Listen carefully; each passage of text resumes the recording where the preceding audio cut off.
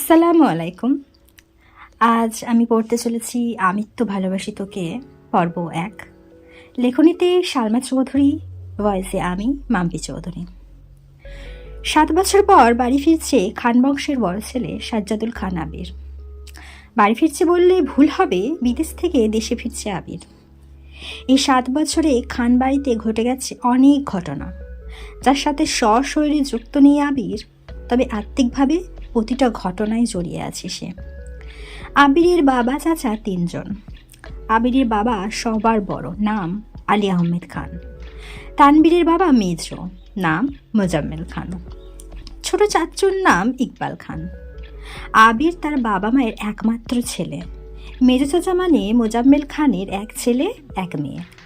ছেলের নাম তানবীর খান, মেয়ের নাম মাহাদিবা খান মেঘ। ছোট চাচার এক মেয়ে এক ছেলে মিম আর আদি। এখনও তারা এলাকার যৌথ পরিবারগুলোর মধ্যে শ্রেষ্ঠ। বাড়ির সকলের প্রাণ যেন একসুতোই বাঁধা। ৫ ভাই বোনের মধ্যে আবির সকলের চোখের মনে। আবিরের জন্মের পর তার বাবা মা দ্বিতীয় সন্তান নেওয়ার চিন্তাই করেননি। এইচএসসি পর্যন্ত সে বাড়িতেই ছিল, সবার নয়নের মণি। আবিরের চাঞ্চল্য মেতে থাকত খান বাড়ি। আচমকা যেন পরিবেশটা পাল্টে গিয়েছিল। 18 বছর বয়সে আবিরের হঠাৎ করে স্কলারশিপে বিদেশে পড়তে যাওয়া। বাড়ির সকলের সাথে শারীরিকভাবে যেমন দূরত্ব বেড়েছিল, তেমনি দূরত্ব বেড়েছে মানসিকতার। 7 বছর পূর্বের আবিরের সাথে বর্তমান আবিরের আকাশ পাতাল পার্থক্য, দেখেও যেন চেনার উপায় নেই। 6 ফুট লম্বা ছেলেটা, গায়ের রং শ্যামলা, গাল ভর্তি চাপ দাড়ি, চুলের স্টাইল কোনো নায়কের থেকে কম না। তার ফ্যাশন, তার লুকে যে কোনো মেয়ে এক দেখাতেই প্রেমে পড়তে বাধ্য। প্লেনে বসে আবির অবলীলায় ভেবে যাচ্ছে অতীতে ফেলে আসা স্মৃতিগুলো। সেই চাঞ্চল্যকর মুহূর্তগুলো এখন শুধুই স্মৃতির পাতায়। মাকে রেখে এসেছিল সেই যৌবনের প্রথম দিকে, যখন তার বয়স ছিল 18। সেই বয়সে মাই ছিল তার একমাত্র বন্ধু। আজ যে 24 বছরের যুবক। এতগুলো বছরের একটা দিনও বাদ যায়নি যে মায়ের সাথে ফোনে কথা বলেনি সে। বাড়ির সকলের সাথেই মোটামুটি কথা বলার চেষ্টা করেছে। ছোটবেলার স্মৃতিগুলো ভাবতে ভাবতে নিজের দেশে পৌঁছে গিয়েছে আবির। এয়ারপোর্টে আবিরের বাবা আলী আহমেদ খান আর তানভীর দাঁড়িয়ে আছে। তানভীর সম্পর্কে তার চাচাতো ভাই আর বয়সে 2 বছরের ছোট, কিন্তু দুজনের বেস্ট ফ্রেন্ড আর কলিজার বন্ধু। তানভীর আবিরকে দেখেই দৌড়ে এসে জড়িয়ে ধরল। এই 7 বছরে একবারের জন্য বাড়ি ফেরেনি আবির, তবে প্রতিনিয়ত কথা হয় আবির তানভীরের। আবির তার আব্বুকে সালাম করে জড়িয়ে ধরে। তারপর বাড়ি ফিরে 3 জন। বাড়িতে যেন হই হই রই রই ব্যাপার। হবে নাই বা কেন, বাড়ির বড় ছেলে এত বছর পর বাড়ি ফিরেছে। রান্নাঘরে বাহারি রকমের রান্নার ধুম পড়েছেন মা চাচিদের। হঠাৎ দরজায় আবিরকে দেখে সবার মধ্যে হইচই শুরু হয়ে গেছে। আবিরের আম্মু দৌড়ে এসে জড়িয়ে ধরলেন ছেলেকে। তো হয়ে মাকে জড়িয়ে ধরল আবির। এই মাকে সেই 7 বছর আগে ছুঁয়েছিল আজ। এত বছর পর মায়ের ছোঁয়া পেল আবির। মা চাচিদের সালাম করলো। সোফায় বসিয়ে ছেলেকে একের পর এক শরবত নাস্তা দিতে ব্যস্ত সবাই। এরই মধ্যে উদয় হলো মিম আর আদির। মিমের বয়স 14 বছর। তার ছোট ভাই আদির বয়স মাত্র 10 বছর। আদি বাড়ির সবচেয়ে ছোট। আবির যখন দেশ ছেড়েছিল তখন আদি 3 বছর হয়েছে মাত্র। ভিডিও কলে দেখতে দেখতে ভাইকে সে একটু চেনে। দৌড়ে এসে জড়িয়ে ধরছে ভাইকে। আবিরও জড়িয়ে ধরেছে আদিকে। মিমও আবিরের পাশে বসেছে। খোশ গল্প করছে সবাই মিলে। আদি জিজ্ঞেস করলো, ভাইয়া আমার জন্য কি এনেছো? আবির যেই না উঠতে যাবে, মা চাচিরা উঠতে দিচ্ছে না। আগে শরবত খাবি, তারপর উঠবি। আর আবির তানভীরের দিকে তাকিয়ে বলল, এই লাগেজটা নিয়ে আয় তো। তানভীর একটা লাগেজ টান দিতে যাবে, আবির আচমকা বসা থেকে দাঁড়িয়ে, ওটাতে ছবি না। তানভীর সহ বাড়ির সকলেই যেন অবাক হয়ে গেল। আবির আবার ঠান্ডা মাথায় বলল, পাশের লাগেজটা নিয়ে আয়। তানভীরও তার কথা মতো লাগেজ নিয়ে আসলো। লাগেজ খুলে যে যার মতো জিনিস বের করছে আর জিজ্ঞেস করছে, এটা কার, ওটা কার। আবির শরবত খেতে খেতে উত্তর করছে।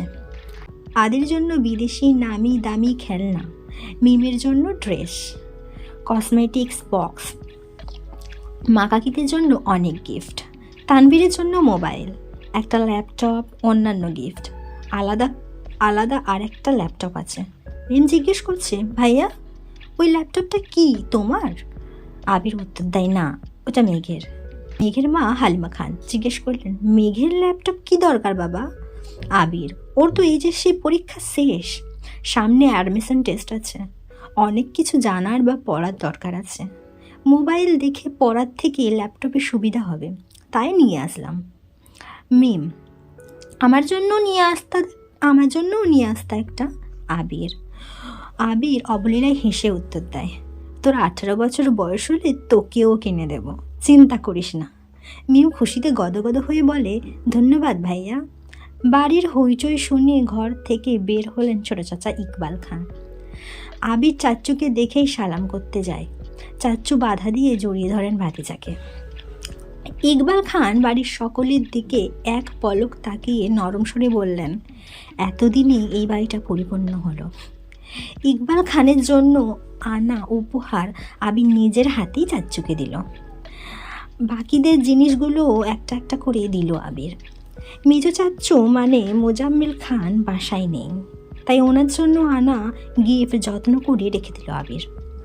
লাগেজে পড়ে আছে একটা বাক্স, যেটা র্যাপিং পেপারে মোড়ানো, আর একটা শপিং ব্যাগ। আদি জিজ্ঞেস করছে, ভাইয়া ওটা কার? আবির ল্যাপটপের পাশে বক্স আর শপিং ব্যাগটা রেখে উত্তর করলো, এগুলো মেঘকে দিয়ে দিও, আমি রুমে যাচ্ছি। ইকবাল খান এক পলক সবার দিকে তাকিয়ে জিজ্ঞেস করলো, মেঘ কোথায়? হালিমা খান উত্তর দিলেন, ও তো কোচিংয়ে গেছে, এতক্ষণে তো চলে আসার কথা। আবির বাকি দুটা লাগেজ নিয়ে উঠতে যাচ্ছিল, হঠাৎ পেছন ফিরে মায়ের দিকে তাকিয়ে প্রশ্ন করলো, আমি কোন রুমে থাকবো? ছেলের এমন প্রশ্নের জন্য মা হালিমা খান হতভম্ব হয়ে পড়লেন। তৎক্ষণাৎ স্বাভাবিক হয়ে উত্তর করলেন, তোর রুম তোরই আছে, আজ সকালেই পরিষ্কার করা হয়েছে।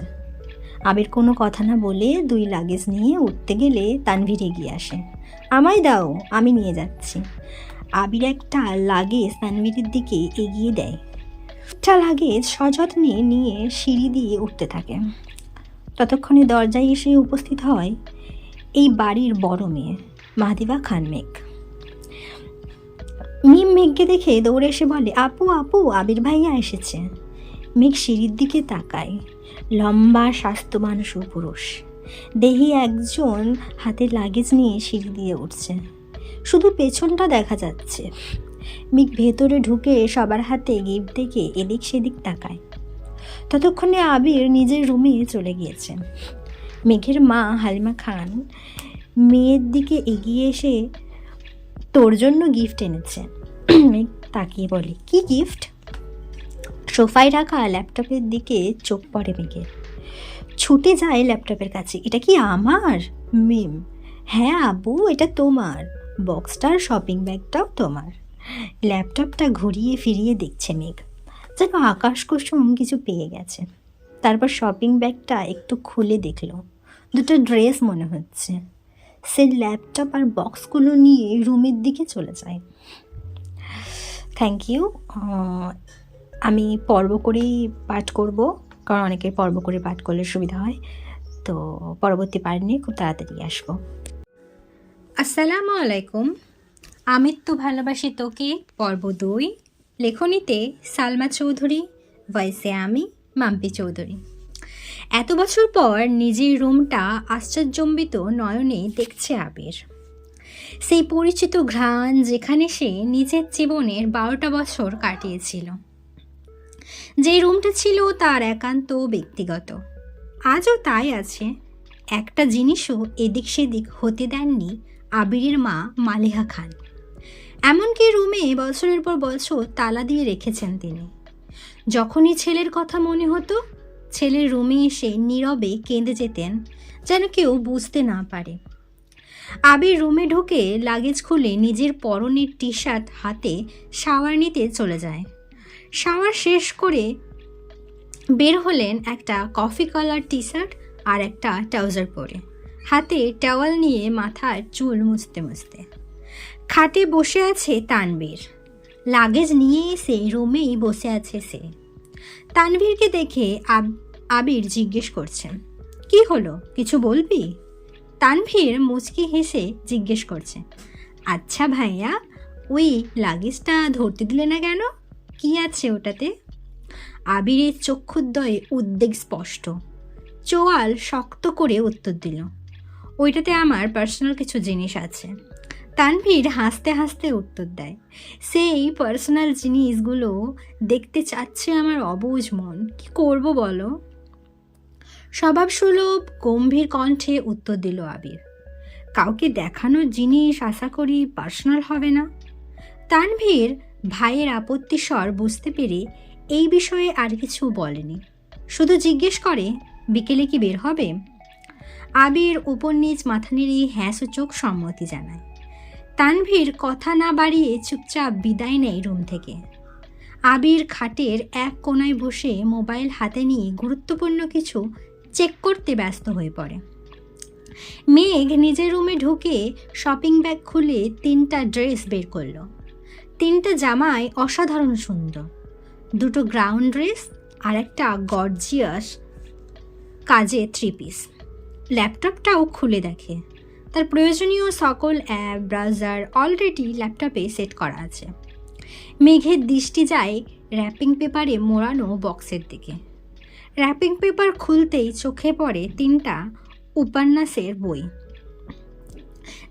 যেগুলোর উপরে ছোট একটা চিরকুটে লেখা, অ্যাডমিশনের পর পড়বি।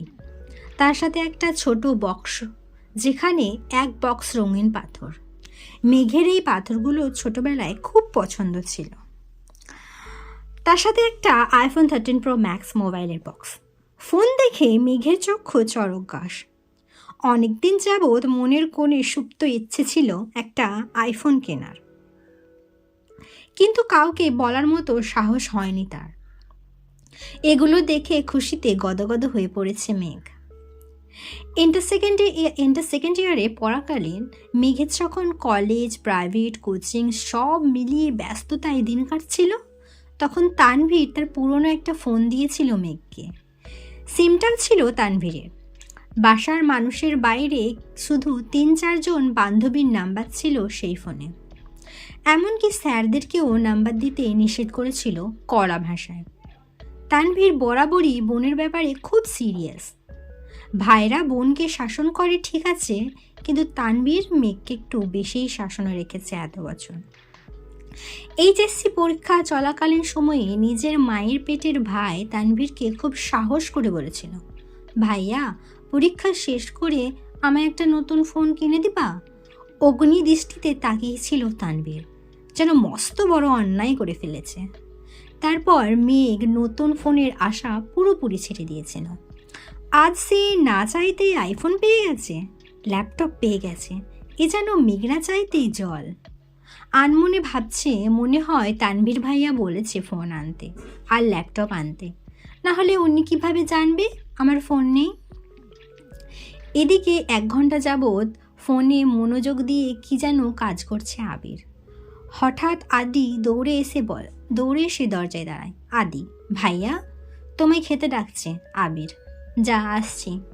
10 মিনিটের মধ্যে সাদা শার্ট পরে রেডি হয়ে নিচে নামলো আবির। অসময়ে তেমন কেউই নেই নিচে। বিকাল 4টা বাজে, সবার খাওয়া শেষ অনেক আগেই। মালিহা খান বসেছিলেন ছেলের জন্য। ছেলের ফিটফাট হয়ে রেডি হওয়া দেখে মালিহা খান জিজ্ঞেস করলেন, কোথাও যাবি? আবির, হ্যাঁ একটু কাজ আছে। আবির চুপচাপ খাবার খাচ্ছে। ছোটবেলা যা যা সে পছন্দ করতো সব রান্না হয়েছে আজ। সব খেতে পারেনি, যতটুকু সম্ভব খেয়ে উঠে পড়েছে। এর মধ্যে তানভীর হাজির হয়েছে। ভাইয়া রেডি আমি, এখন যাবে না লেট হবে? আবির, এখনই বেরোবো। মালিহা খান রান্নাঘর থেকে ডেকে বলেছেন, গাড়ি নিয়ে বের হবি না? চাবি নিয়ে যা। আবির, গাড়ি লাগবে না আম্মু। 2 ভাই বের হলো। যৌথ পরিবারগুলোর সবচেয়ে আনন্দময় সময় হলো সন্ধ্যাবেলা। বাড়ির সকলে মিলে হইচই করে বিকেলে নাস্তা খাওয়া, একটু টিভি দেখা, খেলাধুলা করা, আড্ডা দেওয়া। সমস্যা শুধু বড় ভাই। তানভীর সবসময় মেঘকে চোখে চোখে রাখে। কি করছে, কি না করছে, কখন খাচ্ছে, পড়াশোনা করছে কি না, এসব কিছু দেখাই যেন তার একমাত্র কাজ। কিন্তু মিম আর আদিকে কোনোদিন একটা ধমক পর্যন্ত দেয়নি তানভীর। এ কেমন দুমুখ ব্যবহার? তানভীর যতক্ষণ বাসার বাহিরে থাকে, মেঘ ততক্ষণ মুক্ত, স্বাধীন। তানভীর বাসায় না থাকায় 3 ভাই বোন মিলে ছোটাছুটি করছে। মেঘ যা বলে ছোট দুইটাই তাই করে। মেঘ আর আবিরের এখনও দেখা হয়নি। মেঘ কোচিং থেকে এসে রুমে যে ঢুকেছিল, তার গিফট নিয়ে ব্যস্ততার কারণে সবমাত্র রুম থেকে নিচে এসেছে। অন্যদিকে আবির বাসা থেকে চলে গেছে আরও 2 ঘন্টা আগে। মেঘ, মিম আর আদি ছোটাছুটি শেষ হয় বড় আব্বু জনাব আলী আহমেদ খানের বাসায় প্রবেশ দেখে। আলী আহমেদ খান বাসায় ঢুকতে ঢুকতে নিজের স্ত্রী মালিহা খানকে জিজ্ঞেস করলেন, আবির কোথায়? মালিহা খান উত্তরে বললেন, ও তো তানভীরকে নিয়ে বের হলো, বলল কি কাজ আছে। আলী আহমেদ খান সোফায় বসতে বসতে মেঘের দিকে তাকিয়ে প্রশ্ন করলেন, পড়াশোনার কী অবস্থা আম্মু? মেঘ শান্তস্বরে উত্তর করল, আলহামদুলিল্লাহ ভালো বড় আব্বু। তবে তবে কি? প্রশ্ন করলেন আলী আহমেদ খান। আমার ফিজিক্স আর ম্যাথ একটু সমস্যা, কোচিংয়ের সাথে কুলাতে পারছি না, প্রাইভেটগুলোতেও অনেকটা এগিয়ে গেছে। আলী আহমেদ খান, ঠিক আছে, তোমার জন্য প্রাইভেট টিউটর নিয়ে আসব, কাল বা পরশুর মধ্যেই ম্যানেজ করতেছি। তুমি চিন্তা করো না, মন দিয়ে পড়াশোনা করো আম্মু। তোমার ভাই তানভীর তো আমার কোনো কথা শোনে না, আর না শুনে তোমার আব্বুর কথা। কোথা থেকে মাথায় ভূত চেপেছে রাজনীতি করবে, পড়াশোনায় গুরুত্ব না দিয়ে রাজনীতিতে গুরুত্ব দিচ্ছে। তুমি পড়াশোনা করো ভালো করে, মেডিকেল অথবা ঢাকা বিশ্ববিদ্যালয়ে যেন চান্সটা হয়ে যায়। জি বড় আব্বু, চেষ্টা করব। খেয়েছো কিছু তোমরা? আলী আহমেদ খান জিজ্ঞেস করলেন। এবার উত্তরটা মিম দিল, হ্যাঁ বড় আব্বু, খেয়েছি আমরা। ঠিক আছে, এখন রুমে গিয়ে পড়তে বসো। 3 ভাই বোন কোনো কথা না বলে 3 দিকে যার যার রুমে চলে যায়। রাত 9টায় বাড়িতে ঢুকে আবির আর তানভীর। খাবার টেবিলে খেতে বসেছেন 3 ভাই আর আদি। মিম, মেঘ কেউ নেই। রান্নাঘরে 3 যা খাবার রেডি করছেন। বিকেলে আদি সাদা শার্ট পরে বেরিয়েছিল। সাদা শার্টে 2-3 জায়গায় একটু একটু রক্ত লেগে আছে, আর আবিরের হাতে 3টা ওয়ান টাইম ব্যান্ডেজ লাগানো। নজরে পড়ে ইকবাল খানের। কিরে আবির, তোর সাথে কি হয়েছে? শার্টেই বা দাগ কিসের? এই কথা শুনে ছুটে আসেন মালিহা খান। কি হয়েছে আবির? বুকের ভেতর ছ্যাঁত করে উঠেছে। একমাত্র ছেলের শরীরে একটা আঁচড়ও মা সহ্য করতে পারেন না। আবির, তেমন কিছু না, হাতে একটু লেগেছিল, ঠিক হয়ে যাবে, চিন্তা করো না। আর কথা না বাড়িয়ে সিঁড়ির কাছে চলে যায় আবির। আলী আহমেদ খান ছেলের দিকে তাকিয়ে প্রশ্ন করলেন, খাবে না? না বউ, বিকেলে খেয়েছি, খিদে নেই। এই বলে রুমের দিকে চলে যায় আবির। আবিরের কণ্ঠ শুনে মেঘ রুম থেকে বের হয় তাড়াতাড়ি। এতগুলো গিফট দিল, অবশ্যই ধন্যবাদ জানানো উচিত। 7 বছরে ভাইয়ের মুখটাও দেখেনি সে।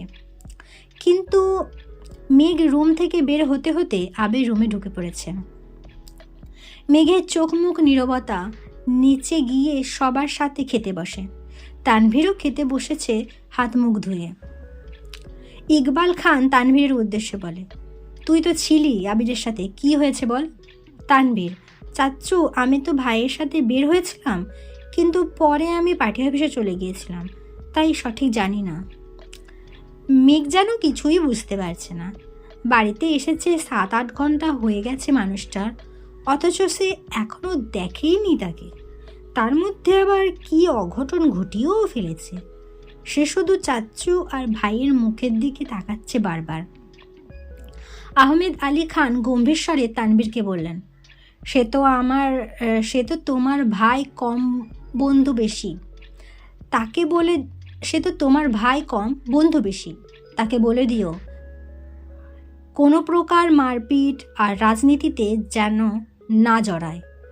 আর এটাও বলে দিও তাকে, তার বয়সটা কিন্তু আমি পার হয়ে এসেছি। তাকে দেশে এনেছি মারপিট করার জন্য না, আমাদের ব্যবসার হাল ধরার জন্য। তানভীর, আসলে বড় আব্বু সামান্য হাত কেটেছে ভাইয়ার। আলী আহমেদ খান, থাক, আমায় কিছু বোঝাতে হবে না। কোনটা মারপিটের কাটা আর কোনটা কেটে যাওয়া আমি তো বুঝি। তুমি তো নিজের রাস্তা বেছেই নিয়েছো, অন্তত তাকে বোঝাও এসবে যেন না জড়ায়। তানভীর, জি বড় আব্বু। মেঘ আচমকা প্রশ্ন করে বসে, কি হয়েছে? তানভীর মেঘের দিকে চোখ রাঙিয়ে তাকিয়ে থাকে। তুই চুপ থাক, তুই চুপচাপ খা। ইকবাল খান বড় ভাইয়ের দিকে তাকিয়ে বলে, আবির কেন মারামারি করবে? এত বছর বাহিরে ছিল ছেলেটা, এখানে ওর কে এমন শত্রু আছে? বাড়ির সবার মধ্যে নীরবতা, কেউ কোনো কথা বলছে না। মেঘ মনে মনে ভাবছে, আবির ভাইয়া মারপিট করেছে, কিন্তু কেন? এত বছর ভাবতাম আমার ভাইই পচা, রাজনীতি করে, আমায় শাসন করে, কিন্তু আবির ভাইও তো দেখা যাচ্ছে পুরাই হিটলার। সো পরের পার্টটা খুব তাড়াতাড়ি নিয়ে আসবো। সবাই ভালো থাকবেন, সুস্থ থাকবেন এবং নিজের খেয়াল রাখবেন। আসসালামু আলাইকুম। আমি তো ভালোবাসি তোকে পর্ব 3, লেখনীতে সালমা চৌধুরী, ভয়েসে আমি মাম্পি চৌধুরী। কোনো এক আশঙ্কায় আবিরের মাথায় চিনচিন ব্যথা অনুভূত হয়, ভীতিতে রুদ্ধ হয় তার শ্বাস। বারান্দায় দাঁড়িয়ে আনমনে কি যেন ভেবে যাচ্ছে আবির। দূরে ওই চাঁদটার দিকে তাকিয়ে আছে, চক্ষু যুগল এক মুহূর্তের জন্য সরছে না, পল্লবও পড়ছে না একটিবার। তার দুর্বোধ্য দৃষ্টি হঠাৎ কারো অস্তিত্ব বুঝতে পেরে সাবলীল ভঙ্গিতে নড়ে চড়ে দাঁড়ায়, দৃষ্টি সরিয়ে নেয় চাঁদ থেকে, ঘাড় ঘুরিয়ে দেখে নেয় মানুষটাকে, তারপর ধীরস্থির কণ্ঠে জানতে চায়, কিছু হয়েছে? তানভীর সরল মনে বলে, বড় আব্বু বুঝতে পেরে গেছে তুমি মারপিট করেছো, তাই তোমাকে সাবধান করতে বলেছে, যেন মারপিট আর রাজনীতিতে না জড়াও। আর কিছু? অবহেলায় প্রশ্নটা করলো আবির। না, তেমন কিছু না, ব্যবসায় হাল ধরতে বলল। তানভীর উত্তর দিল। আবির, আচ্ছা ঠিক আছে, আর কিছু বলবি? তানভীর, ভাইয়া মাথা ঠান্ডা করো, তুমি বাদ দাও প্লিজ। আমি তোমাকে শুধু জানিয়েছিলাম বিষয়টা, তুমি যে এভাবে দেশে চলে আসবে আর এইভাবে ঝামেলা হবে এটা আমি ভাবতে পারিনি। বুঝতে পারলে আমি আগেই ব্যাপারটা সলভ করে ফেলতাম। আবির, তুই আমায় বাদ দিতে বলছিস? বাহ। তানভীর, আমি ওইভাবে কিছু বলিনি ভাইয়া, যা হবার তো হয়েছে, তুমি যা করেছো এরপর আশা করি আর কিছু হবে না, তাই বলছিলাম ওইসব চিন্তা বাদ দিয়ে একটু রেস্ট নাও, অনেকটা জার্নি করে এসেছো। আবির, আচ্ছা তুই এখন যা, এরপর থেকে আমার ব্যাপারে তোকে যেন কেউ কিছু না বলে, এটা সবাইকে বলে দিস। এত বছর বাহিরে ছিলাম, এখন তো আমি বাড়িতে আছি, আর যা কথা সব যেন আমায় বলে সরাসরি, আর আগামীকাল 12টার আগে কেউ যেন আমাকে ডাকতে না আসে। তানভীর, আচ্ছা আসছি আমি। এতক্ষণে মেঘে ঢেকে গেছে চাঁদ, অসীম দূরত্বে তাকিয়ে কি যেন ভাবছে ছেলেটা। তারপর রুমে ঢুকে দরজা আটকে ব্যাগ থেকে একটা সিগারেট বের করে, বারান্দায় বসে সিগারেট জ্বালিয়ে ঠোঁটে ধরে। দৃষ্টি পড়ে দূরে গাছের পাতার ফাঁকে ল্যাম্পপোস্টের ক্ষুদ্র আলোর দিকে, তার নিচে 2-3টা কুকুর আপন মনে চিল্লাচিল্লি করছে। সিগারেট খাওয়াটা আবিরের নিত্যদিনের অভ্যাস না। যখন সে খুব রাগান্বিত বা চিন্তিত থাকে, বা যখন নিজেকে কন্ট্রোল করার সব শক্তি হারিয়ে ফেলে, তখন সিগারেটের ধোঁয়ায় মধ্যে নিজের কষ্ট, রাগ, চিন্তা আর অভিমানগুলোকে উড়িয়ে দেয়। সিগারেটে কয়েকটা টান দিয়ে সিগারেটটা ফেলে দেয়, তারপর টানটান হয়ে শুয়ে পড়ল নিজের বিছানায়। মাথার নিচে 2 হাত রেখে চোখ বুজল। মেঘ খাবার খেয়ে রুমে এসে 2-3 ঘন্টা টানা পড়াশোনা করলো। এইচএসসি পরীক্ষা শেষ হলো 1 মাসও হয়নি, কিন্তু পড়াশোনা যেন 3 গুণ বেড়ে গেছে। অ্যাডমিশন একটা মস্ত বড় যুদ্ধ, যার একমাত্র অস্ত্র হলো পড়াশোনা। তার সাথে অঙ্গাঅঙ্গিভাবে জড়িয়ে আছে ভাগ্য। এইচএসসির রেজাল্ট কবে দিবে ঠিক নেই, পাস করবে কিনা তাও জানা নেই, কিন্তু অনিশ্চিত ভবিষ্যতের জন্য প্রস্তুতি আগেভাগেই নিতে হচ্ছে। বয়সের তুলনায় মেয়েটা পড়াশোনায় একটু বেশি এগিয়ে গেছে। 18 বছর বয়সে পা দিল, সবেমাত্র 2 মাস হয়েছে। তার মধ্যে এইচএসসি পরীক্ষা শেষ। কয়েক মাস পরে সে স্নাতক শিক্ষার্থী হতে চলেছে। এভাবেই কেমন যেন নিজেকে বড় বড় মনে হয় মেঘের। পড়াশোনা শেষ করে নিজের বিছানায় শুয়েছে, হাতে তার নতুন মোবাইল। কিন্তু করবে কি সে? না আছে ফেসবুক, আর না আছে অন্য কোনো অ্যাকাউন্ট। ইউটিউবে ঢুকে কয়েকটা ভিডিও দেখে মোবাইল রেখে দেয়। শুয়ে ভাবতে লাগে আবির ভাইয়াকে ধন্যবাদ জানানো দরকার, কিন্তু সে তো ভয়ে দাঁড়াতেই পারবে না আবিরের সামনে। পুরনো স্মৃতিগুলো ভাবতে থাকে। মেঘ সবেমাত্র 5ম শ্রেণীতে উঠেছিল। বয়সের গণ্ডি 9 থেকে 10-এর মাঝামাঝি। তখন মেঘের একটা বন্ধু হয়েছিল, নাম জয়। ছেলেটা স্কুলে নতুন এসেই বন্ধুত্ব করেছিল মেঘের সাথে। ছোটবেলা পিচ্চিদের বন্ধুত্ব যেমন ছিল, চকলেট শেয়ার করা, টিফিন শেয়ার করা, একসাথে খেলাধুলা করা। 1 সপ্তাহ হয়নি তাদের বন্ধুত্বের। 7 দিনের মাথায় আবির স্কুলে গিয়ে মেঘকে আর জয়কে একসাথে খেলতে দেখে। স্কুলের সবার মাঝখানে মেঘের গালে কয়েকটা থাপ্পড় বসিয়ে দিয়েছিল আর রাগান্বিত স্বরে বলেছিল, তোকে যদি আর কোনো দিন কোনো ছেলের সাথে কথা বলতে বা খেলতে দেখি তাহলে তোর খবর আছে। তারপর বোনকে টানতে টানতে বাড়িতে নিয়ে আসে। একটাবার বোনের দিকে তাকিয়েও দেখেনি। 2 গালে আবিরের 5 আঙুলের দাগ বসে গেছিল। সেই যে থাপ্পড় খেয়েছিল মেঘ, 1 সপ্তাহ জ্বরে পড়েছিল। মেঘ ছোটবেলা থেকেই খুব অভিমানী ছিল। ছোট্ট মেয়েটা এই থাপ্পড়ের ভয়ে আর আতঙ্কে আর কখনো আবিরের দিকে চোখ তুলে তাকায়নি। কথা বলা তো দূরের বিষয়, আবির বাসায় থাকাকালীন রুম থেকে বেরই হয়নি মেঘবালিকা। আবিরও কখনো খোঁজ নেয়নি মেয়েটার। ছোট্ট মেঘের মনে তখনই জন্ম নেয় আবির ভাইয়ের প্রতি অভিমান, সীমাহীন অভিযোগ, কষ্ট আর বৃতৃষ্ণা। 2 বছর পর দেশ ছাড়ে আবির। এই সময়ের মাঝে মেঘ আবিরের সাথে এক টেবিলে খেতেও বসতো না। আবিরকে দেখলেই যেন ছুটে পালাতো মেঘ। আবির বিদেশ চলে যাওয়ার পর মেঘ আবিরের ভয় থেকে নিজেকে সাবলীল করে আপন মনে রাজত্ব করতে থাকে খান বাড়িতে। আবিরের পাশের রুমটাই তার দখলে চলে আসে। আবির থাকলে হয়তো কখনোই সেই রুমে আসতো না। বিদেশ যাওয়ার পর আবির সবার সাথে ভিডিও কলে কথা বলেছে, কিন্তু কথা হয়নি মেঘের সাথে। 2-1 বার মেঘের কথা জিজ্ঞেস করেছিল ঠিকই, কিন্তু মেঘ আতঙ্কে কথা বলতেই চায়নি। এরপর থেকে আবিরও কখনো মেঘের কথা জিজ্ঞেস করেনি। এত বছর পর ভাই বাড়ি এসেছেন, এখনও দেখা হয়নি তার সাথে। এর মধ্যে মারপিট করে ফেলেছেন। ছোটবেলায় অনুভূতি প্রকাশ না করতে পারলেও আজ আবিরের কর্মকাণ্ডের কথা শুনে মেঘের মনে একটা নামই ঘুরপাক খাচ্ছে, সেটা হলো হিটলার।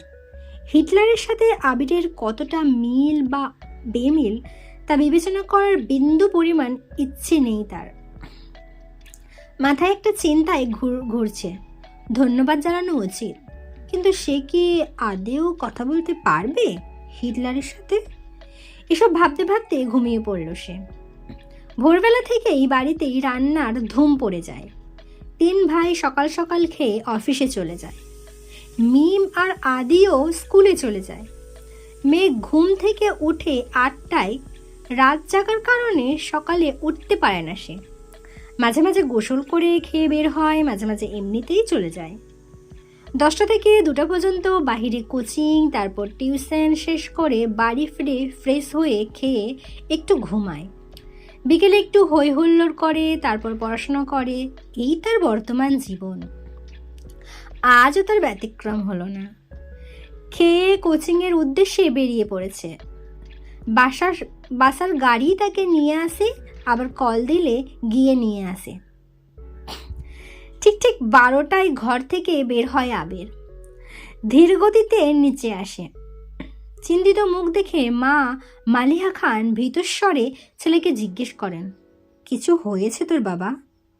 আবির মুখের ভারী ভাব বজায় রেখে উত্তর দিলেন, কিছু হয়নি, খেতে দাও। ছোটবেলার চাঞ্চল্যতার ছিটে ফোটাও নেই ছেলেটার মধ্যে। এটা ভেবেই বারবার হতাশ হচ্ছেন মালিহা খান। হঠাৎ চোখ পড়ে ছেলের হাতে ব্যান্ডেজের দিকে। হাতটাও ফুলে গেছে অনেকটা। আবির খাবার খাচ্ছে আর তার মা শান্তস্বরে ছেলেকে বোঝাচ্ছেন, এটা করো না, সেটা করো না। মনে হচ্ছে 5 বছরের শিশু সে। আগুন পানি চেনে না। যদিও বাবা মায়ের কাছে সন্তানরা সারা জীবন শিশুই থাকে। খাওয়া শেষে মায়ের থেকে বিদায় নিয়ে বেরিয়ে যায় আবির। মেঘ বাড়ি ফিরেছে 1 ঘন্টা হবে। সাওয়ার নিয়ে নিচে এসেছে খেতে। খাওয়া শেষ। তানভীর রুম থেকে ছুটে এসে জিজ্ঞেস করে, বড় আম্মু, ভাইয়া কোথায়? আতঙ্কে উঠলেন মালিহা খান। ও তো 2-3 ঘন্টা আগেই খেয়ে বের হয়েছে। কেন? ইস, মিস করে ফেললাম। মালিহা খান, কি হয়েছে বাবা?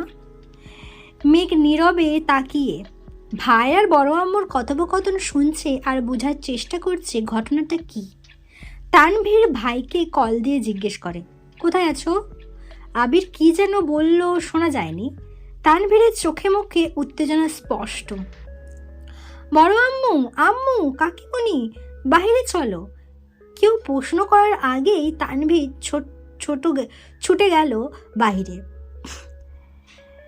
তার পিছন পিছন মিম, আদি, মা, কাকিমা সবাই দরজা পর্যন্ত গেল। সবার পিছনে মেঘও গেল সেখানে। এরই মধ্যে বাইকে বাড়ি ঢুকলো আবির।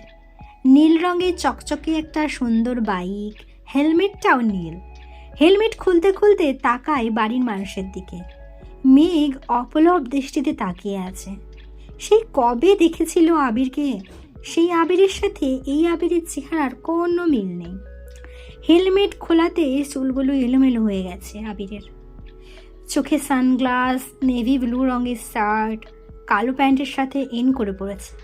হাতে কালো ফিতার একটা ঘড়ি, পায়ে জুতা। আপাদমস্তক দেখলো আবিরের।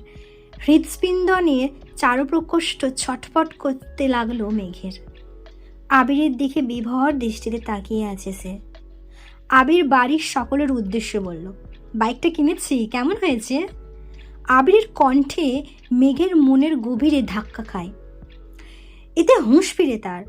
দাঁড়িয়ে থাকতে পারছে না সে। এক দৌড়ে নিজের রুমে ঢুকে দরজা আটকে শুয়ে পড়ে মেঘ। মেঘ আর আদি হই হুল্লোড় করছে। আবির ভাইয়ের কাছে আবদার করছে ওদের বাইকে নিয়ে ঘোরার জন্য। মালিহা খান ছেলের পানে তাকিয়ে প্রশ্ন করলেন, বাসায় 2-3টা গাড়ি থাকার পরও বাইক কেন কিনলে? আমার গাড়িতে চলাচল করতে ভালো লাগে না, অবলীলায় উত্তর দিল আবির। পিচ্ছিরা খুশি হতে পারলেন না মালিহা খান, হালিমা খান আর আকলিমা খান। কারণ এই বাড়িতে বাইক ব্যবহার নিষেধ করেছেন স্বয়ং আলী আহমেদ খান নিজেই। তিনি কোনো এক সময়ে বাইকে অ্যাক্সিডেন্ট করেছিলেন। সেই থেকে বাইক কেনা বা বাইকে চলাচল নিষিদ্ধ করেছেন। ইকবাল খানের খুব ইচ্ছে ছিল বাইক কেনার, কিন্তু বড় ভাইয়ের নিষেধ অমান্য করার সাধ্য নেই, তাই কিনতে পারেননি।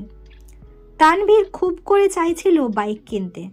রাজনীতির সুবাদে অনেক জায়গায় চলাচল করতে হয়, বাইক থাকলে সুবিধা হয়। বাবা মোজাম্মেল খানকে বলেও ছিল সে, কিন্তু বাবার এক কথা, তোর বড় আব্বু বাইক পছন্দ করে না, তোর দরকার পড়লে তুই একটা গাড়ি সব সময় ব্যবহার করিস, তারপরও বাইক কেনার নাম মুখে নিস না। আবির বাড়ি ফিরেছে 24 ঘন্টাও হবে হয়তো, এর মধ্যেই বাইক কিনে ফেলেছে। এর পরিণাম কি হবে তা ভেবেই ভয়ে আতঙ্কে আটকে যাচ্ছেন বাড়ির 3 বউ। অষ্টাদশীর হৃদয় কাঁদছে, কেমন জানি অস্থির লাগছে সব কিছু। পরিচ্ছন্ন নয়নে তাকিয়ে আছে রুমের জানলার দিকে, দৃষ্টি তার অসীম দূরত্বে।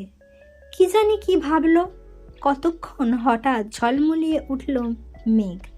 সঙ্গে সঙ্গে চোয়াল শক্ত করে নিজেকে নিজে প্রশ্ন করলো, বাই এনি চান্স আমি কি হিটলারের ওপর ক্রাশ খেয়েছি? সো এটাই ছিল আমি তো ভালোবাসি তোকে পর্ব 3। পরবর্তী পর্ব নিয়ে খুব তাড়াতাড়ি আসবো। আর আমি মাঝে মাঝে আটকে যাচ্ছি কারণ আপনাদেরকে শোনানো এটা আমার ফার্স্ট, কারণ আমি এর আগে এই গল্পটা পড়িনি। আমি আপনাদেরকেও শোনাচ্ছি আর আমি নিজেও পড়ছি, তো এতে আমার এক্সাইটমেন্ট ফিল হয়। সো কোথাও যদি আটকে যায় একটু মানিয়ে গুছিয়ে নেবেন। ভালো থাকবেন, সুস্থ থাকবেন, নিজের খেয়াল রাখবেন। আল্লাহ হাফিজ।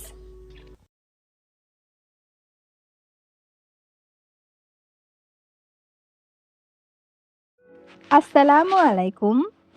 আমি তো ভালোবাসি তোকে পর্ব 4, লেখনীতে সালমা চৌধুরী, ভয়েসে আমি মাম্পি চৌধুরী।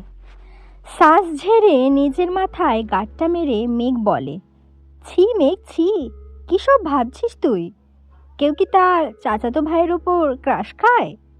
ভালো ভদ্র হলেও মানা যেত, এমন গুরুগম্ভীর বদমেজাজি আর হিটলার স্বভাবের কেউ কি কারো ক্রাশ হয়? যে ছেলে 10 বছরের মেয়ের গায়ে হাত তুলতে পারে সে আর যাই হোক আমার ক্রাশ হতে পারে না। এটা ভাবতেই মেঘের বুক ভেসে আসে কষ্টে।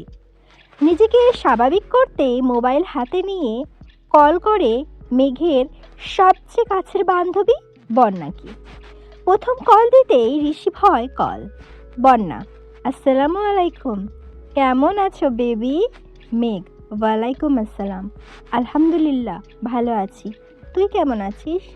বন্যা, হঠাৎ আমায় স্মরণ করার কোনো স্পেশাল কারণ আছে?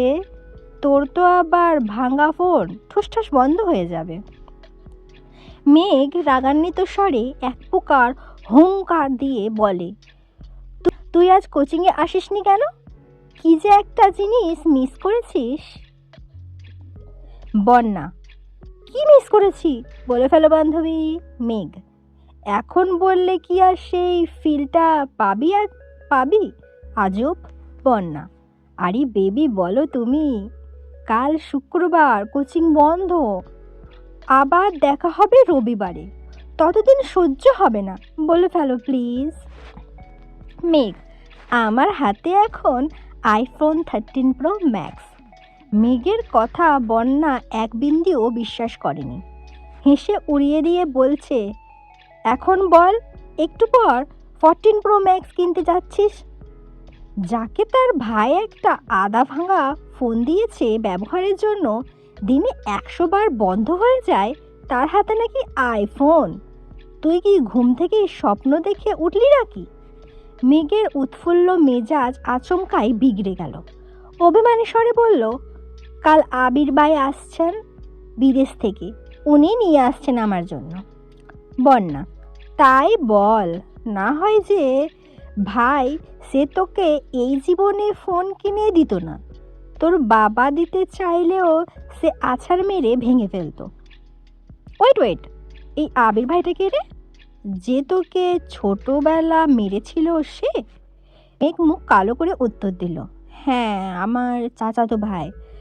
বন্যা, তা তোর প্রতি এত মায়া হলো কিভাবে ওনার? মেঘ, জানি না, শোন তোকে কি বলি। বন্যা, হ্যাঁ বল। মেঘ, আসলে আজকে বিকালে আবির ভাইয়াকে দেখে ছোটোখাটো একটা শক খেয়েছি। বন্যা, মানে? মেঘ, কি সুদর্শন চেহারা, দাঁড়ানোর স্টাইল, লুক আর অগোছালো চুল দেখে আমার মনটা এলোমেলো হয়ে গেছে। আমি মনে হয় ওনার ওপর ক্রাশ খেয়েছি।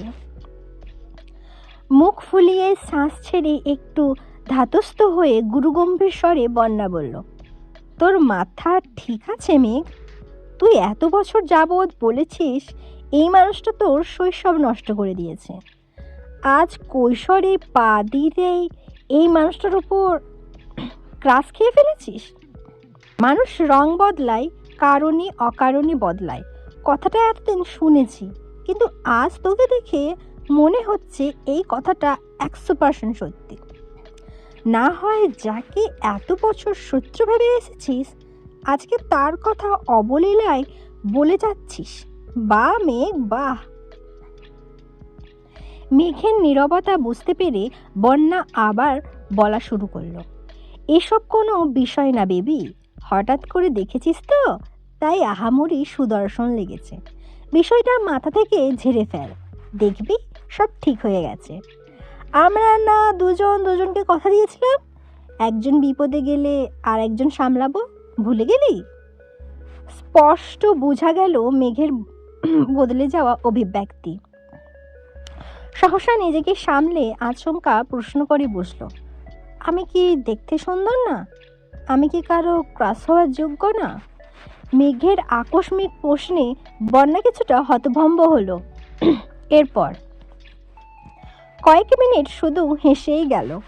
স্বাভাবিক স্বরে বলল, অবশ্যই তুই সুন্দর, ক্রাশ খাওয়ার যোগ্য, কিন্তু তুই ছেলেদের ক্রাশ হতে পারবি কি না সন্দেহ আছে। হতে পারিস রাস্তাঘাটের, গাছগাছালির, রংচটা দেওয়ালের, গরু ছাগলের, ও হতে পারিস। রাগে ফুঁসতে ফুঁসতে কল কেটে দিয়েছে মেঘ। আর ভাবছে, আজকাল সান্ত্বনা নিতে চাইলেও মানুষ মজা নেয়। যদিও বন্যার হাসির কারণটা খুবই স্বাভাবিক। মেঘকে বরাবরই চোখে চোখে রেখেছে তানভীর সহ বাড়ির সকলে। 6 থেকে 10 পর্যন্ত পড়েছে গার্লস স্কুলে, তারপর গার্লস কলেজ। আহারে জীবন ধুধু মরুভূমির মতো, কোথাও কেউ নেই। স্কুল কলেজের সামনেই বাসার গাড়ি থাকতো, বাসা টু স্কুল, স্কুল টু বাসা। কোনো ছেলে না দেখলে ক্লাস কিভাবে খাবে? বোধশক্তি হওয়ার পর মেঘ মনে হয় 2 থেকে 3টা বিয়ে খেয়েছে কাজিনদের, যাকে বলে নামের বিয়ে খাওয়া। তানভীরের ভয়ে বিয়ে বাড়ির এক কোণে বসে থাকতো মেঘ। ভাইয়ের কড়া শাসন ছিল, ঘর থেকে বের হতে পারবি না, বরযাত্রী আসলে তো আরও না। ঘরের ভিতরেই তার জন্য খাবার পাঠানো হতো। তানভীর নিজেই বোনকে খাওয়াতো ইচ্ছে মতো। তারপর বিয়ে শেষ হলে মা বোনকে নিয়ে চলে আসতো। গায়ে হলুদে নাচা, গান গাওয়া, এমনকি মেহেন্দিও দিতে পারিনি কখনো। এই কষ্টে এখন আর মেঘ কারো বিয়েতেই যায় না। এতে তানভীর মনে হয় হাঁপ ছেড়ে বেঁচেছে। মেঘের এই সাদা কালো জীবনের কথা শুনলে বন্যা কেন পৃথিবীর সব মানুষই হাসবে।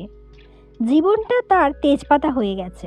মাঝে মাঝে ভাবে, এই বাড়িতে জন্মানোটা কি খুব দরকার ছিল? কয়েকবার বন্যা কল ব্যাক করেছে। নিজের জীবনের হতাশার জন্য মেঘ আর কল রিসিভই করেনি। বান্ধবীকে রাগ দেখিয়ে কি হবে? জীবন যেখানে যেমন তা মানতেই হবে।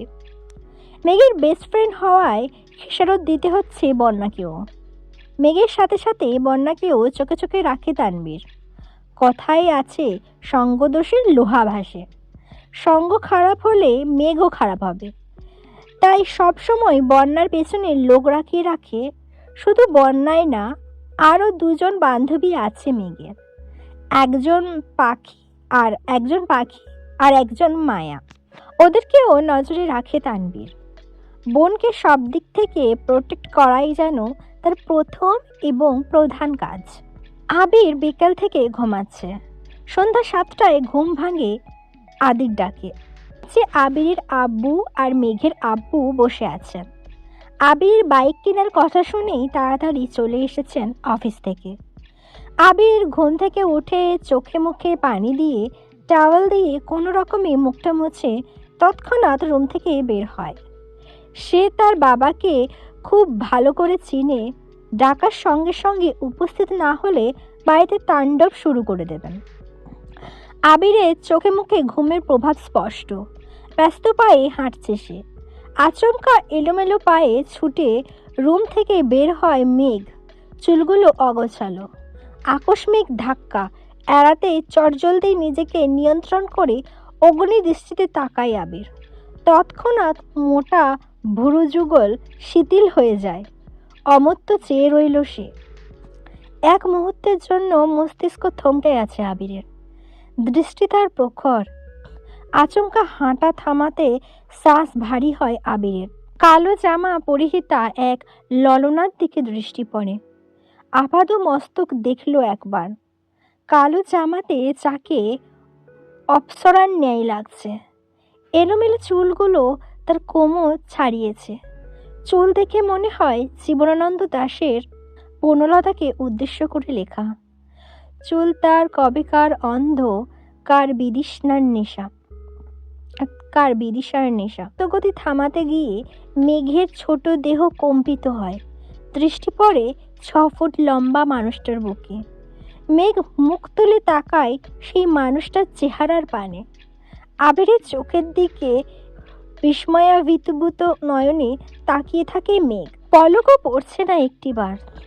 আবিরের চোখে মুখে ছিটানো পানির ঝাপটায় এলোমেলো চুলগুলো থেকে চুইয়ে চুইয়ে পানি পড়ছে, যা তার পরনের সাদা টি শার্ট অল্প স্বল্প ভিজিয়ে দিচ্ছে। সেদিকে খেয়াল নেই আবিরের। আবির কয়েক সেকেন্ড স্তব্ধ থেকে হঠাৎ চোখ সরিয়ে পুনরায় রুদ্র মূর্তি ধারণ করে সবেগে হাঁটা দেয় সিঁড়ির দিকে।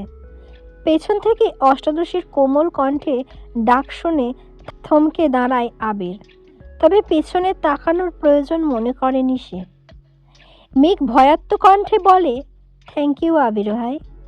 আবির শুনল কি না কে জানে। এক মুহূর্ত দাঁড়িয়ে যথারীতি ব্যস্ত ভঙ্গিতে নিচে নেমে যায়। মেঘ ঠাঁই দাঁড়িয়ে আছে দরজার সামনে, থরথর করে কাঁপছে। মেঘের হাত পা, মেঘের মনে হচ্ছে ভোঁ ভোঁ করে ঘুরছে সমগ্র পৃথিবী। কেন জানি দাঁড়িয়ে থাকার শক্তি পাচ্ছে না মেয়েটা। নিজেকে নিয়ন্ত্রণ করতে তাড়াতাড়ি দেয়ালে ঠেস দিয়ে দাঁড়িয়েছে। এতগুলো বছর পর আবিরের চোখে চোখ রাখলো মেঘ। ভেতরটা ভয়ে আঁতকে উঠছে বারবার। আত্মরাত্মা আটকে যাচ্ছে মেঘের। সোফায় বসে আছেন 2 ভাই। বাড়ির মহিলা রান্নাঘরে কাজে ব্যস্ত থাকলেও নজর তাদের এদিকে। কি হবে কে জানে। আলী আহমেদ খান নিজের গাম্ভীর্যতা বজায় রেখে এক প্রকার হুঙ্কার দিয়ে প্রশ্ন করলেন, তুমি নাকি বাইক কিনেছ? এই কথায় হুঁশ ফিরে অষ্টাদশীর। কিছুটা স্বাভাবিক হয়ে 2 পা সামনে এগিয়ে বারান্দার সাইডে দাঁড়িয়ে নিচে তাকায় মেঘ। নিচে সোফায় বসা আব্বু আর বড় আব্বু তাদের থেকে কিছুটা দূরে 2 হাত ভাঁজ করে সটান হয়ে দাঁড়িয়ে আছে আবির। জি, ভাবলেশহীনভাবে উত্তর দেয় আবির। কিন্তু কেন? পুনরায় হুঙ্কার দেয় তার আব্বু। আমার বাইক কেনার ইচ্ছে ছিল তাই কিনেছি। তুমি জানো না এই বাড়িতে বাইক কেনা বা চালানো নিষেধ? এবার প্রশ্নটা চাচ্চু মোজাম্মেল খান করলেন। হ্যাঁ জানি। 20-30 বছর আগে কি ঘটে গেছে তা নিয়ে আতঙ্কে থাকার কোনো মানে হয় না। যদি কপালে খারাপ কিছু লেখা থাকে তাহলে সেটা 7 সমুদ্র পাড়ি দিয়ে হলেও আসবেই। সেটা আমি ঘরে বসে থাকলেও হবে আর গাড়িতে চলাচল করলেও হবে।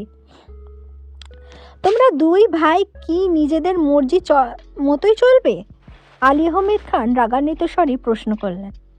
বাইক কেনা যদি নিজের ইচ্ছে মতো চলা হয় তাহলে আমি দুঃখিত আব্বু। এই ব্যাপারে আমি নিজের মনের কথাই শুনবো। আমাদের নিজস্ব 3টা গাড়ি আছে। এত গাড়ি কেন কিনলাম? তোমাদের জন্যই তো।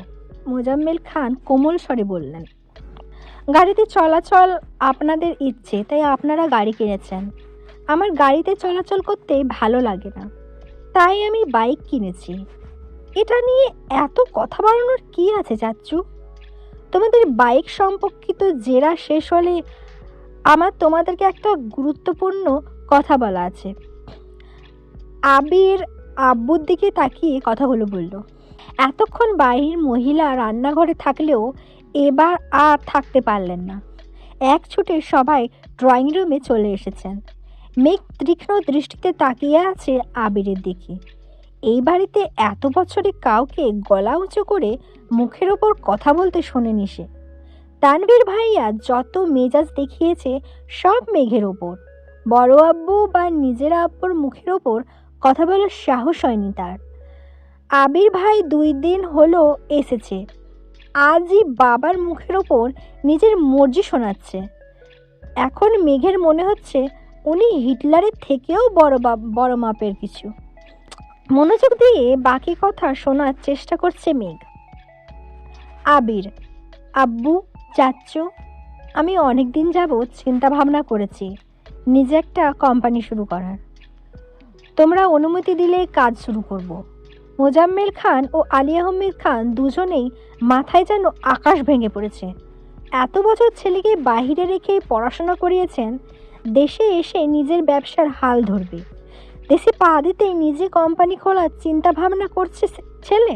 মোজাম্মেল খান চিন্তিত স্বরে বললেন, আমরা তো ভেবেছিলাম তুমি পারিবারিক ব্যবসাকে এগিয়ে নিয়ে যাবে। আবির কিছু বলার আগেই আলী আকবর খান বলে উঠলেন, ঠিক আছে, তুমি পড়াশোনা করে এসেছো, তোমার নিজস্ব মতামতের গুরুত্ব আমরা অবশ্যই দেব। তোমার নতুন কোম্পানি নিয়ে আমাদের কোনো আপত্তি নেই, তবে আমার একটা শর্ত আছে। তুমি আমাদের কোম্পানির সিইও হবে। আগামীকাল শুক্রবার অফিস ছুটি, তাই তুমি শনিবার অফিসে যাবে। তোমাকে অফিসিয়ালি সিইও পদ দেওয়া হবে। তারপর তুমি আমাদের অফিস সামনে যদি নতুন কোম্পানি শুরু করে প্রতিষ্ঠিত হতে পারো, তাতে আমাদের কোনো আপত্তি নাই। বেস্ট অফ লাক মাই বয়। আবির যেন আগে থেকেই জানতো এরকম কিছু হবে, তাই তার মধ্যে কোনো পরিবর্তন দেখা গেল না। এতটুকু বলে সোফা থেকে উঠে রুমের দিকে হাঁটা শুরু করলেন আবিরের আব্বু। কয়েক কদম এগিয়ে আবার দাঁড়িয়ে আবিরের দিকে তাকিয়ে রুদ্ধ কণ্ঠে বললেন, আমরা কোম্পানি সামলানোর জন্য সারা জীবন থাকবো না, তোমাদেরকেই দায়িত্ব নিতে হবে।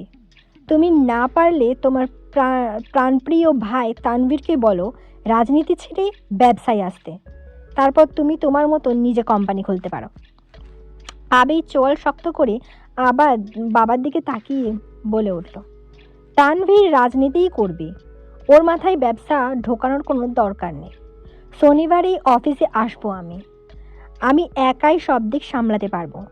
তোমরা দয়া করে তানভীরকে মুক্তি দাও, নিজের মতো করে রাজনীতিটা করতে দাও ওকে। তোমার শর্ত যেমন আমি মেনে নিয়েছি, তোমাদেরকেও আমার একটা শর্ত মানতে হবে। সেটা হলো, আমি আমার মন মতো কাজ করব। আমার যখন যেখানে প্রয়োজন হবে নিজের কাজ গুছিয়ে আমি চলে যাব, তখন আমাকে কোনো প্রকার বাধা দিতে পারবে না কেউ। দরকার হলে 2 অফিসের কাজ শেষ করে আমি রাত 12টায় বা 2টায় বাসায় ফিরব, এমনকি নাও ফিরতে পারি। এতে তোমাদের যেন মাথা ব্যথা না হয়। একদমে কথাগুলো বলে কোনো দিকে না তাকিয়ে দ্রুত পায়ে বাসা থেকে বের হয়ে যায় আবির। আলী আহমেদ খান কয়েক মুহূর্ত দাঁড়িয়ে কোনো কথা না বলে রুমের দিকে হাঁটা দেন। পিনপতন নীরবতা বাড়িতে। সোফায় বসে আছেন মোজাম্মেল খান। কাছেই 3 যা একজন আরেকজনের দিকে তাকাচ্ছে বারবার। তাদের আবিরের প্রতি পূর্ণ বিশ্বাস আছে, কিন্তু সমস্যা হচ্ছে বাহিরের দুনিয়া সামলাতে গিয়ে নিজের প্রতি না যত্নহীন হয়ে পড়ে ছেলেটা। এটাই তাদের চিন্তার বিষয়। নিচে উপস্থিত মানুষগুলোর মধ্যে চিন্তার ছাপ দেখা গেলেও উপরে দাঁড়িয়ে এক প্রকার বিনোদন উপভোগ করছিল মেঘ। যেই বড় আব্বুর কথার উপর কারো কথা চলে না, আজ ওনার সাথে টক্কর দেওয়ার মানুষ এসেছে। বাবা ছেলে কি শর্তটা নাই দিয়েছে, যেমন বাবা তেমন ছেলে। এসব ভেবেই হাসি পাচ্ছে মেঘের। হঠাৎ করেই হাসিটা গায়েব হয়ে মুখটা ভারী হয়ে গেল মেয়েটার, আর ফিসফিসিয়ে বলতে শুরু করলো, নিজে তো হিটলার, সাথে আমার ভাইটাকে বড় গুন্ডা বানাতে কি সুন্দর উৎসাহ দিচ্ছে। এত বছর ভাইয়ের জ্বালায় জীবন তেজপাতা, এখন আবার আরেকজনের আবির্ভাব হলো। কপালটাই খারাপ আমার। এখন নিচে যাওয়ার উপস্থিতি নেই, তাই বিড়বিড় করতে করতে রুমে ঢুকতে যাবে, হঠাৎ চোখ পড়ে আবির ভাই রুমের দিকে। এক রাশ হতাশা নিয়ে রুমে ঢুকে যায় মেঘ। বাবা মাকে ছেড়ে আলাদা রুমে থাকতে খুব স্বাধীনতা পাবে ভেবে নিচতলা থেকে ওপরতলায় চলে এসেছিল মেঘ। আবির ভাই বিদেশ যাওয়াতে কোনো চিন্তাই ছিল না, কিন্তু মেঘ আসার 15 দিনের মাথায় তানভীরও মেঘের পাশের রুমে চলে আসে জিনিসপত্র নিয়ে। সিঁড়ি দিয়ে সোজা উঠতেই তানভীরের রুম। বোনকে পাহারা দিতেই মূলত এই রুমে আসা। তানভীর যতক্ষণ রুমে থাকে ততক্ষণ নিজের রুমের দরজাটা খুলে রাখে। মেঘ সিঁড়ি দিয়ে দৌড়ে উঠতে গেলেও ভাইয়ের কথা ভেবে আস্তে ধীরে ওঠানামা করে। বর্তমানে মেঘের অবস্থা নাজেহাল, কারণ তার এক পাশে আবির ভাইয়ের রুম, আরেক পাশে তানভীর ভাইয়ের। তানভীর ভাইয়ের পরের রুমটা মিমের জন্য ঠিকঠাক করা হচ্ছে। কিছুদিন পর থেকে মিমও ওপরে থাকবে, কিন্তু তাতে কি ভাইয়ের ঘর ডিঙ্গিয়ে মিমের রুম পর্যন্ত যেতে পারবে কিনা সন্দেহ আছে। রাত 10টার উপরে বাজে। সবাই খাওয়া দাওয়া শেষ করে যার যার রুমে চলে গেছে। আবির এখনো বাড়ি ফেরেনি। মালিহা খান সোফায় বসে অপেক্ষা করছেন ছেলের জন্য। 10 থেকে 15 মিনিট পর বাড়িতে ঢুকলেন আবির আর তানভীর। মাকে বসে থাকতে দেখে কিছুটা রাগান্বিত হলো ছেলে। আম্মু, তুমি আমার জন্য এভাবেই রাত জেগে বসে থেকো না প্লিজ, আমি নিজের মতো করে খেয়ে নিব। তোর বউ আসলে আমি আর অপেক্ষা করব না তোর জন্য, সহসা উত্তর দিলেন মালিহা খান। বড় আম্মুর কথা শুনে সশব্দে হেসে ওঠে তানভীর। আবির ঘাড় ঘুরিয়ে তাকায় তানভীরের দিকে, সঙ্গে সঙ্গে তানভীরের হাসি থামিয়ে ফেলে। নিঃশব্দে হাসতেছে। তানভীর বরাবরই ভীতু প্রকৃতির। বাহিরে যতই শক্তপোক্ত থাকুক না কেন, বাবা, চাচা আর ভাইয়ের সামনে সে যেন ভেজা বিড়াল। এতদিন যত কাজই থাকতো, ছেলেটা 8 থেকে 9টার মধ্যে বাড়ি এসে সবার সাথে খেতে বসতো। কিন্তু আবির ফেরাতে টাইম শিডিউলে কিছুটা পরিবর্তন হয়েছে ছেলেটার। তো এই ছিল আমি তো ভালোবাসি তোকে পর্ব 4। পরবর্তী পর্ব নিয়ে খুব তাড়াতাড়ি আসবো। আর কোথাও আটকে গেলে বা বলতে অসুবিধা হলে ক্ষমা করে দেবেন, ভুল ত্রুটি মাফ করবেন। তো নিজেদের খেয়াল রাখবেন। আল্লাহ হাফিজ।